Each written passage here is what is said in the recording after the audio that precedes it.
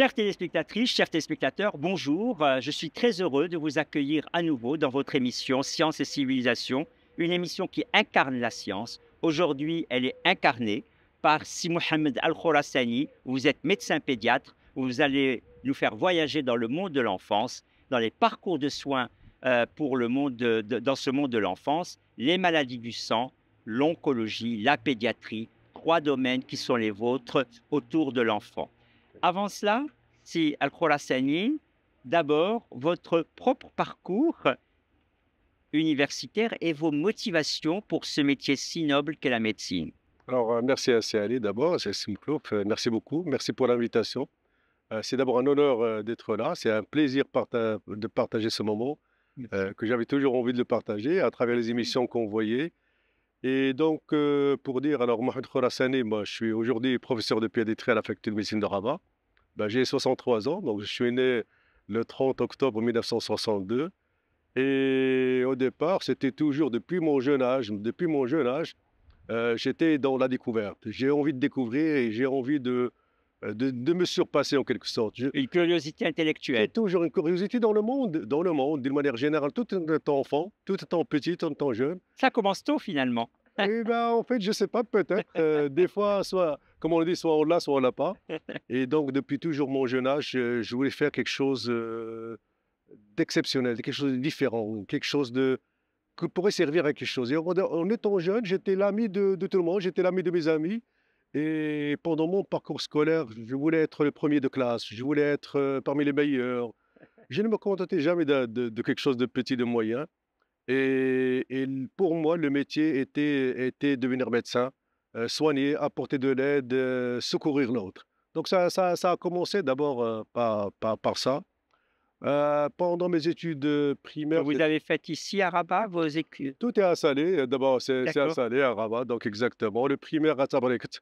À l'époque, Tabrikt, c'était. Enfin, je suis en 62 à Rabat, donc Tabrikt, c'est là, un quartier populaire où toute la popularité, tout le mélange extraordinaire qui ne peut que te pousser à aller plus loin, à aller chercher autre chose. À l'époque, Tabrikt était très loin de Rabat, des centres de Rabat et de celui-ci, hein. La technique a rapproché beaucoup Et les choses. la technique, la démocratie, l'ouverture a beaucoup rapproché les choses. Et donc, mon lycée, c'était Belkhatib. Donc, le lycée Belkhatib, on était la première promotion de lycée Belkhatib. D'ailleurs, le premier bac Belkhatib, c'était notre promotion en 82. Et d'emblée, c'était sciences expérimentales. Et d'emblée, c'était de faire médecine. Donc, bien sûr, à l'époque, on passait les concours comme tout le monde. Donc, j'avais passé l'agronomie, j'avais passé le concours de l'EMIN. Mais dès que j'ai eu le concours de médecine, et à l'époque, je me rappelais, on a passé, c'était 1000 personnes à passer le concours, hein, c'est toujours vrai, c'est toujours nombreux. Et j'ai eu l'honneur d'être classé parmi les 10 premiers, donc dans le concours d'accès à la Magnifique. faculté de médecine. Et depuis lors, c'était la recherche dans le monde La voie médical. royale. La voie que je pense tout jeune, je crois le côté médecine, on l'aime beaucoup et tout étudiant tout jeune, Oui, je pense qu'il pense à faire médecine. Bien sûr, aujourd'hui, les choses ont changé, les ouvertures sont énormes, oui. et c'est un peu ça le début d'une, je dirais, d'une aventure. Et la seconde motivation, c'est-à-dire la pédiatrie en médecine. Alors après, c'était lorsque j'étais étudiant en médecine, d'ailleurs, c'est ça les choses qui sont on avait les cours, c'était les cours magistraux, hein, vous vous rappelez très bien, Oui, c'est allé. Il n'y avait pas d'internet, il n'y avait pas de recherche bibliographique sur un non. et tout de suite, j'étais, en dehors du cours, je monte à la bibliothèque. Il faut que je monte à la bibliothèque, il ne faut pas que je me contente juste du cours. Il fallait que je vois. Puissent tous les étudiants vous écouter en ce moment. Eh ben voilà, et c'est aussi un message pour dire qu'en fait, ce n'est pas. C'est bien de réussir son examen, d'avoir 10 sur 10 pour réussir son année, mais je crois que la médecine, c'est plus que ça.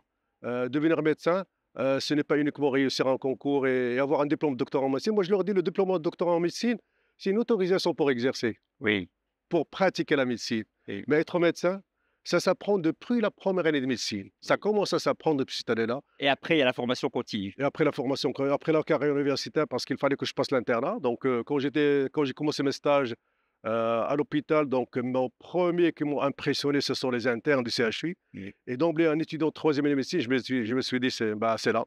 Je veux être dans la voie de la recherche, je veux être dans la voie de l'enseignement, parce que je voyais que c'était la voie où on s'exprime plus, on apprend plus et Et on maintient cette on maintient cette curiosité. culture, cette curiosité et on apprend plus et on donne plus, je crois, c'était un Oui, peu ça. ça va Et donc ensemble. voilà, c'était l'internat. Alors la pédiatrie, vous m'avez pas dit pourquoi la Alors pédiatrie? la pédiatrie, tous mes stages, j'ai eu la chance, tous mes stages en tant que jeune, stage de médecine, je l'ai eu en grande partie à l'hôpital des enfants de Rabat. Ah d'accord. Parce que là, on a les stages de médecine, on a les stages de chirurgie, mais une bonne partie de mes stages de chirurgie, c'était à l'hôpital d'enfants de Rabat avec mes maîtres à l'époque. C'était Alexandre Sib Rahi, Allah yarhamou, c'est Sib Nhamou, Allah yarhamou, les grands maîtres qui sont aujourd'hui, Allah yطول في العمر, le professeur Bouazaoui. Donc ça, on a grandi devant ces maîtres. Et donc, lorsque les premiers stages, les premiers contacts, des fois, c'est rapidement, tu dis, ben, je pense que je suis pour. Et puis, c'est l'approche à l'enfant qui ne s'exprime pas, qui ne parle pas, Oui. qui ne dit rien. Donc, c'est à toi de. Qui a le pauvre des symptômes. Qui est exactement des symptômes, tu découvres, tu cherches à travers sa maman, à travers ses parents, qui des fois ne sont pas obligés ou ne savent pas vous apporter la bonne information pour ton diagnostic. Donc, c'était aussi ça. Et c'était, je pense, on reste quelque part enfant en soi-même et on veut être proche de son enfant pour le comprendre mieux. Donc, c'était cette approche-là pour la Alors vous m'avez pédiatrie. répondu pour la pédiatrie. Maintenant, on va aller dans la troisième et quatrième spécialité dans la pédiatrie, l'oncologie, Exactement. c'est-à-dire la cancérologie. On disait autrefois, maintenant on dit beaucoup plus l'oncologie, cette maladie terrible, et les maladies du sang comme l'hémophilie. Alors là aussi, c'est venu au gré des circonstances ou comment les choses se sont passées? En fait, dans la carrière universitaire, comme que je disais, bon, mes premiers stages aussi d'interne, ils ont commencé par la réanimation. Donc, j'avais besoin de faire un stage de réanimation pour qu'on enlève cette crainte Oui. vis-à-vis de la maladie grave ou vis-à-vis de l'urgence. Et donc, mon parcours dans le service des urgences, les urgences de l'hôpital Avicenne, qui est une école où tout interne ou tout étudiant, je pense qu'il faudra passer par cette phase-là pour Avoir la vraiment, je chance de pense, passer. passer Oui. par là pour voir un peu à quel niveau on peut être performant en matière de médecine. Et donc, j'ai commencé au départ par la réanimation. Et puis, je me suis dit, attends, ben, je crois que c'est là où je veux m'investir. Et donc, en fait, ma carrière, au départ, quand je voulais faire pédiatrie, je me suis dit, ben, attends, non, je vais faire de la réanimation. Donc, j'ai commencé mon cursus de réanimation. Donc, j'ai fait 2 années de réanimation. Et là, je me suis dit, ben, attends, non, en fait, j'aime les choses compliquées, les choses graves, les choses de réanimation. Et donc, j'ai dévié ma formation pour aller vers la carrière spécialisée en réanimation anesthésie. Et là, je me suis dit encore, je crois que je voyais un peu les patients, la souffrance. Et, des fois, c'est des choses un peu très graves. Et j'ai une petite sensibilité où je me dis, je n'ai pas peut-être suffisamment les moyens pour sauver des patients. Et donc, je me suis écarté de l'AREA pour aller vers le laboratoire. Et donc là, je suis parti vers le laboratoire d'hématologie. Et donc, j'ai fait de l'hémostase. Et pendant cette Ah, il carrière. faut préciser aux téléspectatrices et téléspectateurs, l'hémostase, c'est Alors, quoi? l'hémostase, c'est tout ce qui est maladie qui s'occupe de tout ce qui est pathologie des sangs pour la coagulation. Donc, tout ce qui se rapporte à la coagulation. Donc, c'est l'étude du mécanisme de la coagulation. Et par exemple, les patients ou les sujets qui ont tendance à saigner, qui Oui. font des saignements importants, comment savoir le diagnostic, pourquoi ils saignent, comment ça se fait et comment faire le diagnostic. Donc, c'est un peu ça l'hémostase. Ah oui, et comment distinguer entre les saignements bénins et les Les saignements saignements graves? faciles, les saignements qui sont graves, les saignements qui sont liés à une maladie. Et j'ai eu la chance par la suite de faire un stage à Paris, à l'INSERM.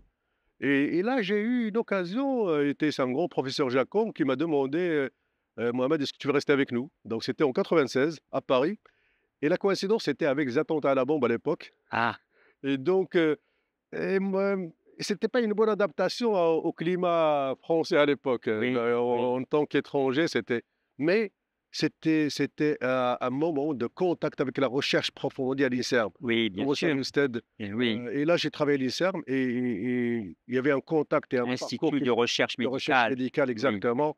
Et ça, c'est oui, bien le sûr. rêve de tout chercheur, c'est de se Oui, retrouver à l'INSERM. oui, Moi, je dirais, c'est l'équivalent de la NASA bien sûr. dans le monde de la recherche médicale. Et j'ai eu la chance d'avoir des grands maîtres de la pathologie, de l'hématologie, comme j'ai dit, l'hémostase, les troubles de la coagulation. Et tout de suite, ils m'ont dit, Mohamed, on est impressionné par ta manière de travailler, ton challenge. Est-ce que tu voudrais rester avec nous? Perplexité, Oh là là, là là là là, c'était une quand grande même un perplexité. grand plaisir. Donc alors là, je suis parti, j'ai pris un café, là, le café de Saint-Michel, prendre un café. Et il faisait beau le soleil, je me dis, je pense que mon Maroc, il a besoin de moi. Et donc, je suis revenu pour leur dire, écoutez, Mais franchement, merci ce qui beaucoup. est ce qui est ce qui est le permet, de toute façon, en étant au Maroc, vous pouvez après avoir toutes les mobilités. Et quand on Exactement. voit votre parcours, vous avez été en Italie pour des raisons professionnelles, en Hollande, aux États-Unis, au Canada, en France, vous veniez de le dire. Et justement, sur toute cette mobilité, parce que pour les téléspectatrices et téléspectateurs, cette émission qui est sur la recherche, tout le monde doit bien comprendre que la recherche suppose la mobilité. Exactement. La recherche permet et la suppose, la mobilité. Et précisément, de tous vos voyages, je suppose que ça a été toujours تحركوا ترزقوا. Vous bougez et en même temps, vous apprenez. Exactement, ايوا اللي كنقولوا تعلموا العلم ولو كان في الصين. La même.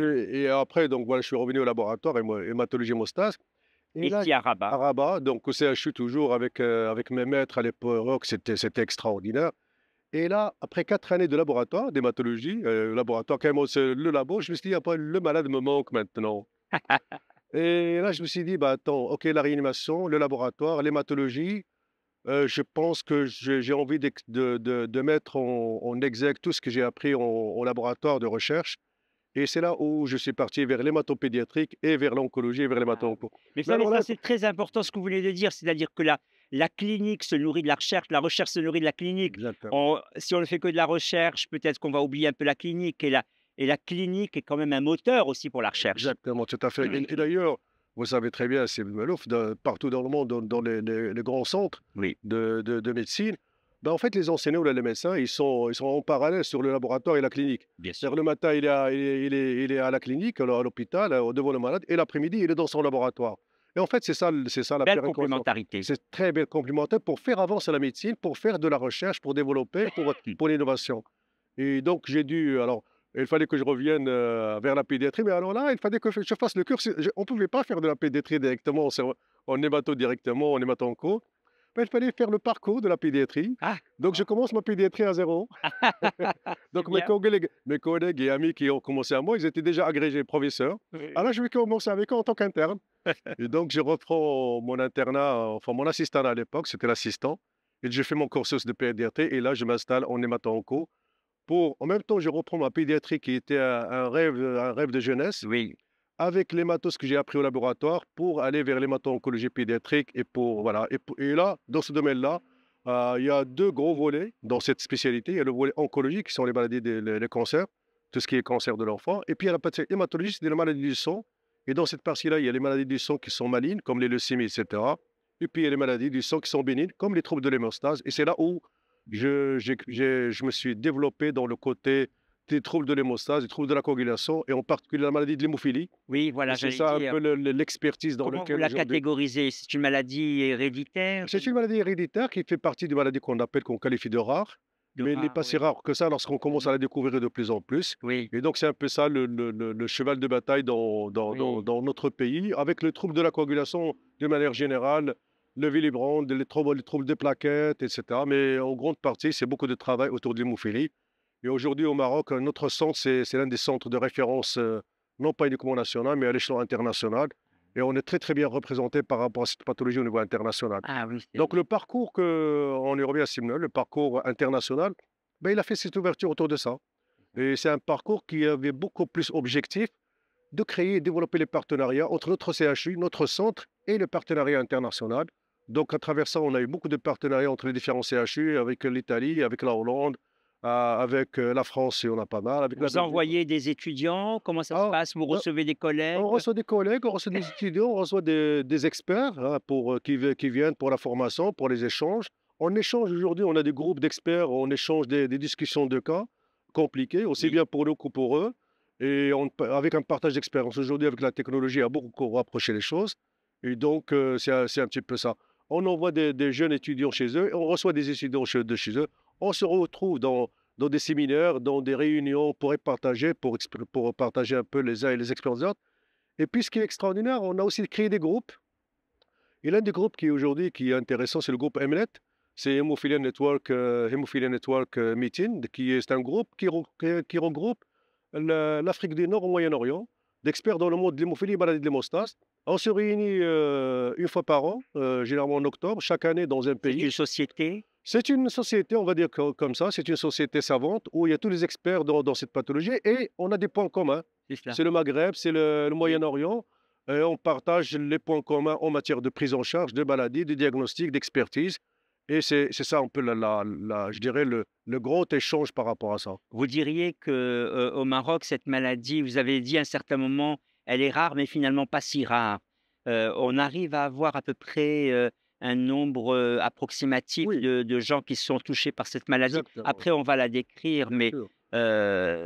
Aujourd'hui, aujourd'hui, on a fait le diagnostic parce on a un programme national du ministère de la Santé. Il y a oui, carrément un programme national qui est inscrit dans le. Donc, la maladie, elle est inscrite dans le programme national du ministère de la Santé. Et le fait de l'inscrire, c'est à travers un certain nombre d'efforts et et de oui. travaux. Et le ministère, il a beaucoup de programmes.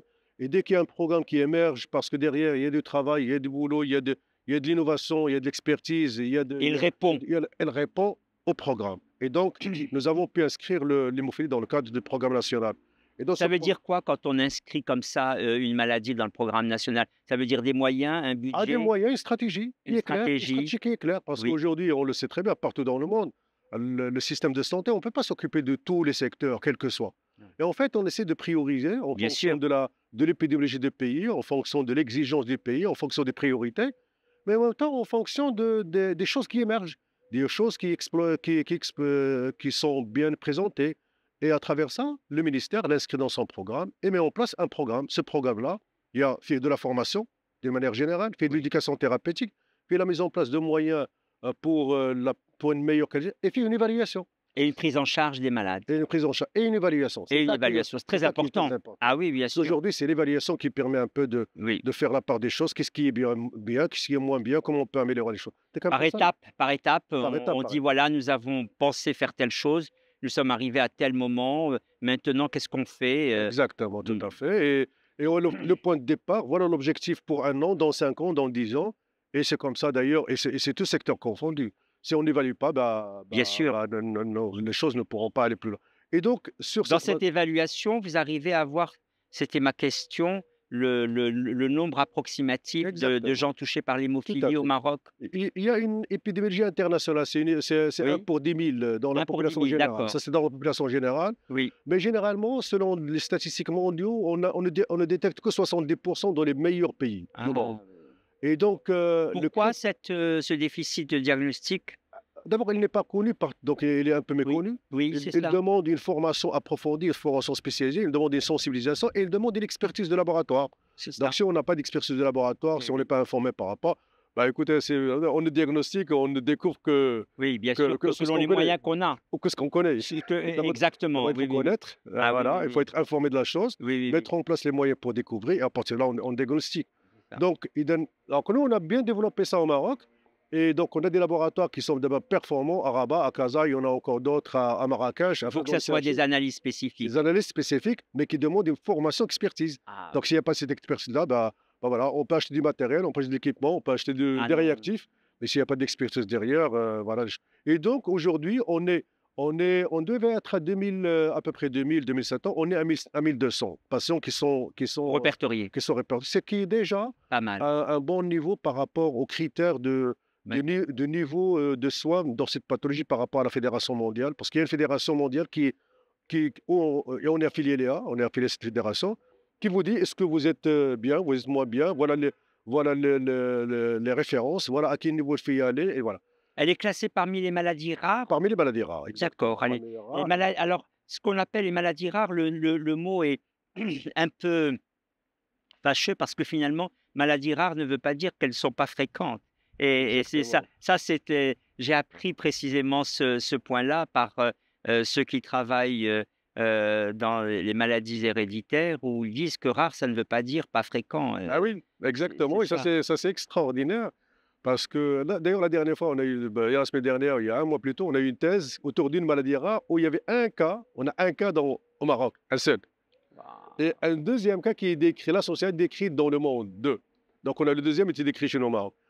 Et dans la discussion, d'ailleurs la dernière fois, on était dans le symposium sur l'éthique, c'était extraordinaire. Oui, Parce que là, on va rapidement lier l'éthique à la chose. tout à fait. Donc on dit maladie rare, très bien. Mais lorsque je diagnostique chez une famille ou là chez un patient, bah, il faut le traiter. Et oui, Donc aujourd'hui, bah, moi, en tant que famille, j'ai un enfant qui est malade d'une maladie rare, bah, il faut des soins. bien sûr. S'il n'y a pas forcément le traitement spécifique, bah, il faut prendre en charge cet enfant-là, ce patient-là. Donc du coup, dès que j'apparais, bah, je suis plus rare, je suis là. Donc je suis là. Et donc c'est vrai. Les maladies rares, c'est juste en fait une définition C'est cela. statistiquement parlant. Non, non, mais Voilà. je savais C'est que juste, voilà. c'était un point C'est important un parce point. que quand on dit rare, les gens pensent exceptionnel, mais rare, c'est Non, pas exceptionnel. non, ça n'a rien à voir. C'est juste une définition, on va dire, épidémiologique pour la classif. Voilà. Voilà, Exactement. c'est par Pour rapport à dire ça. il y a une maladie chronique, La maladie maladie rare, chronique est voilà. plus importante, dans le nombre est important. Épidémiologiquement, Oui, on peut mettre en place des études statistiques. Non, on ne peut pas mettre des études statistiques parce que ça concerne des oui, zones spécifiques. C'est un peu ça la définition. oui, Donc, oui. voilà. Alors maintenant, j'aimerais beaucoup qu'on s'arrête sur un point majeur de votre pratique et vous êtes pionnier en la matière. Il y a le cas de la circoncision des enfants hémophiles. C'est un vrai problème parce qu'effectivement, si la circoncision est faite sans des soins spécifiques que vous avez mis en place, elle ne peut pas se faire. Et autrefois, on conseillait aux gens hémophiles de ne surtout pas être circoncis. Alors maintenant, vous dites que vous avez mis au point la méthode et que aussi vous échangez, vous en faites profiter nos amis des autres pays africains. Exactement. De quoi Donc, s'agit-il? bah, en fait, comme vous avez dit, avant, c'était pas, on ne circoncis pas un hémophile, mais avant, d'ailleurs, c'était dans l'histoire des Talmuds, lorsqu'un enfant, le premier enfant, il est circoncis, il saigne, le deuxième, il ne faut pas le circoncire. Donc, c'est juste qu'il y a un saignement plus long. C'est-à-dire, dans la famille, si on a un premier garçon pour lequel on nous avait fait la circoncision, on n'a pas à l'époque, il n'y avait pas de bilan, même maintenant, il y a des fois, on ne fait pas le bilan. Et donc, l'enfant va faire un saignement. Bon, on arrive, heureusement qu'il a été sauvé, etc. Le deuxième, on dit, il faut pas le faire. Alors, il ne faut pas le faire, pourquoi? Parce que derrière, il y a des troubles de la coagulation. C'est ça qu'on a dit tout à l'heure quand on parlait des troubles de la coagulation. Et donc, chez les patients maintenant qui sont hémophiles connus, ben, en fait, vous savez, un hémophile, la définition, c'est que tout simplement, il a une matière, une protéine qui lui manque dans le sang, qui est protéine de la coagulation. Alors que nous, par exemple, lorsqu'on saigne, lorsqu'on se blesse, ben, on s'arrête de saigner, mais on ne s'arrête pas de saigner par hasard. En fait, nous avons des protéines qui font qu'on s'arrête de saigner. Donc, c'est un peu ça le mécanisme pour faire coaguler le sang. Donc, lorsque cette substance manque, qui est le facteur qu'on appelle le facteur 8, bah, si tu te blesses, bah, tu vas pas t'arrêter de saigner. Donc, voilà. C'est dramatique. Oui, oui, dans un sens, quand on n'est pas informé, c'est dramatique. Alors, le pire, c'est que des fois, on est informé, on le fait, Ah, voilà. ah, C'est ça qui est encore ah oui, plus dramatique. oui, Donc, ce qu'on dit, c'est maintenant, les hémophiles connus, on leur dit, c'est bon, ne faites pas la circoncision comme ça, mais on va la faire avec des précautions, avec des soins, etc. Donc, il y a des choses à préparer. Et dans les choses à préparer, c'est le médicament. En fait, le principe, c'est qu'on va rendre cet enfant-là non hémophile. c'est ça. Donc, on lui donne un Vous lui médicament, injectez on une lui forme de injecte. cette Cette protéine-là. protéine, on l'injecte pour qu'il redevienne non hémophile pendant la période où on va faire la circoncision jusqu'à la cicatrisation, bien sûr. C'est cela. Parce qu'il y a encore cette blessure jusqu'à cicatrisation qui prend généralement, chez les hémophiles, ça prend 10 à 15 jours pour cicatriser totalement. Oui. Donc, le principe, c'est de mettre ce produit-là, ce médicament, chez l'enfant, ben, jusqu'à ce qu'il cicatrise. Donc, on a mis en place un protocole parce qu'en fait, les produits sont chers, sont très onéreux. Ah, Ça, on va revenir. Et en fait, on a mis en place un protocole. On a commencé en 2005, 2006, qu'on a déjà commencé. 20 ans Ouais, presque. ouais, ouais, et on avait démontré qu'on peut faire des circoncisions avec un coût moindre en utilisant juste une philosophie de la coagulation, pas de méthode technique. Donc, en fait, c'est ça un Une peu manière de faire. une manière de faire. Et c'est ça où je remercie le bon Dieu d'avoir fait ce parcours de réanimation, de laboratoire, Oui. de biologie, Tout de pratique. concourt Donc, en finalement. fait, le à la- patient, je l'imagine. Oui, Oui, je rentre dedans. J'essaie de rentrer dedans. Pendant ce que je donne le médicament, j'imagine, mais en dehors du fait que le médicament, on va lire dessus, etc., les précautions à prendre, moi, je crois que j'ai pu apprendre une petite expérience dans la pratique, dans la. mais c'est magnifique ce que vous venez de dire d'un point de vue éthique et d'un point de vue philosophique, parce que vous avez dit j'imagine, c'est-à-dire vous êtes au lit du malade et vous êtes, vous essayez de voir par votre imagination comme des modélisations de tout ce qui peut lui advenir compte tenu de toutes les spécialités que vous Exactement, avez faites. exactement. Et ça, c'est finalement une démarche éthique, parce que ce dont souffre beaucoup la démarche éthique, c'est d'une atrophie de l'imagination. On n'imagine pas. Et Ouais. là, vous avez dit j'imagine. Et donc, à partir de là, cette manière de faire, c'est quoi? Bah, déjà, parce que nos collègues, même partout, d'ailleurs, même en Occident, ils travaillent. Bon, c'est vrai qu'ils font les tests de laboratoire, ils agissent par la cinétique, donc beaucoup plus je dirais, par dosage biologique spécifique. Bah oui, c'est vrai qu'il y a les dosages biologiques spécifiques, mais en fait, moi, je rajoute ce mécanisme à l'intérieur du corps de la personne. Qu'est-ce qui se passe réellement à l'intérieur? Oui, Ça, c'est une partie qu'on ignore énormément. bien sûr, On ignore bien énormément. sûr. Et donc, En fait, ce qu'on fait, c'est qu'on injecte le produit dans le sang et en fait, on n'injecte plus, on surveille le patient. C'est Et ça. certains patients, le comportement des patients n'est pas le même d'un patient à Les l'autre. cas sont hétérogènes. Exactement. Et donc, certains enfants cicatrisent rapidement, facilement, fin de l'œdème. Et donc, j'ai pas besoin de donner le facteur immédiatement. Et puis, on a commencé qu'il y a des périodes spécifiques où le patient peut saigner. Ah. C'est pendant la chute de la croûte, quand le vaisseau qui saigne, il faut faire un point de suture. Il ne faut pas s'amuser à injecter les produits. Parce que des fois, on injecte et le sang ne s'arrête pas. En fait, il y a d'autres choses qu'il faut faire. Ah, Et ça, c'est quelque chose que nous avions partagé, non pas uniquement avec l'Afrique, mais avec les pays en Europe et au Moyen-Orient. Donc, nous avons partagé avec eux, et parmi les pays qui sont extraordinaires, aussi, c'était la Turquie. Les Turcs, ils sont excellents dans ce domaine. Nous avons écrit, d'ailleurs, prochainement, on va écrire, il y a un protocole qui va sortir avec la Fédération mondiale où on ajoute notre méthode avec la leur eh oui. pour qu'elle soit publiée et qu'elle soit généralisée partout dans le monde. Donc, nous avons des collègues à l'étranger, en Suisse, là, qui nous appellent pour des cas de circoncision, surtout pour des musulmans, etc., parce Oui. qu'ils n'ont pas beaucoup l'habitude, pour qu'on leur donne le protocole marocain, qui, comme ils sont dans la politique économique, mais malgré les moyens, Oui. bah, en fait, ils nous disent, oui, Mohamed, tu sais, tu réduis énormément la consommation de facteurs, et c'est quelque chose d'excellent. Ah Et c'est oui. un peu ça comment on a pu y arriver. Et aujourd'hui, c'est quelque chose qu'on fait. Avant, on avait peur de ça, on ne faisait pas les patients. Aujourd'hui, ce n'est plus un problème, la circoncision. Avant, c'était un sérieux problème, ça coûtait Oui. très cher. Oui. Sur la Oui. circoncision, ça coûtait pratiquement dans les 20 000 dirhams. Ah oui. Ah, ce qui n'était pas évident. Non. Donc, avec ces méthodes-là, donc on a réduit. Et puis, en plus, maintenant, les produits sont pris en charge par l'assurance maladie. Donc, ça aussi, les produits sont devenus de plus en plus dispos dans le cadre de ce programme national. Donc les choses sont devenues beaucoup plus meilleures. Et la qualité de vie de l'hémophile, du patient, il est Ça, extraordinaire. c'est extraordinaire. On arrive à la fin de l'émission, tout va si vite. Un dernier mot peut-être sur l'association des parents, l'association des malades. C'est des associations qui font toujours pression sur le ministère pour que plus de visibilité de la maladie. Alors, partout dans le monde, dans les programmes, parce qu'en fait, l'hémophilie, il y a un organisme international qu'on appelle la Fédération mondiale d'hémophilie, le World Federation of Hemophilia, qui est basé à Canada, à Montréal, et la World Federation, il est association. Je Il est, comprends. il Elle-même est une est association. une association, mais qui se développe dans la science d'encoucher, mais c'est une association. Et donc, nous, le Maroc, il est affilié à la fédération via l'association marocaine des hémophiles. Oui. Donc, qui est un organe reconnu par la Fédération mondiale de l'hémophilie. Et puis, il y a d'autres associations qui travaillent ailleurs. Alors, partout dans le monde, là où il y a de l'hémophilie, il y a un programme, il y a une association, que ce soit française, belge, américaine, etc. Alors, le rôle, d'abord, il est complémentaire dans l'éducation thérapeutique. Oui. Voilà, déjà. Donc, l'association, c'est rester un intermédiaire dans l'éducation, dans la sensibilisation, dans Le aider le parcours patient, de... le parcours du patient, parce que le ministère, les soignants, ils ont un certain rôle. Il y a une autre partie associative, sociale, C'est où ça, c'est le rôle de l'association. Bien sûr, aussi l'association, comme vous l'avez dit, c'est aussi un intermédiaire, un porte-parole bien sûr. des patients vis-à-vis pour un plaidoyer, pour discuter, Pour de l'information, élargir la base élargir d'information. l'information, donner l'information, partager une bonne information, C'est ça. ne pas laisser les médias ou les patients, des fois, on a des fois des messages qui ne sont pas forcément représentatifs ou qui n'ont Adapté. adapté, donc exactement. Donc c'est le rôle de l'association d'abord de transmettre cette information qui est correcte et de l'autre côté éduquer et informer le patient dans un climat que je qualifierais qu'il faut que ça soit positif. Tous, Bien aussi bien sûr. les patients, l'association, les soignants, notre raison d'exister, c'est le patient. Bien sûr, la convergence vers C'est vers le le patient. Et ce patient. patient-là, c'est mon enfant, c'est ton enfant, c'est Bien vous, c'est sûr, moi. Donc, bien sûr. moi, c'est ça le message à chaque fois que j'essaie de passer aux médecins, aux soignants, à nos directeurs, à nos responsables, à nos étudiants.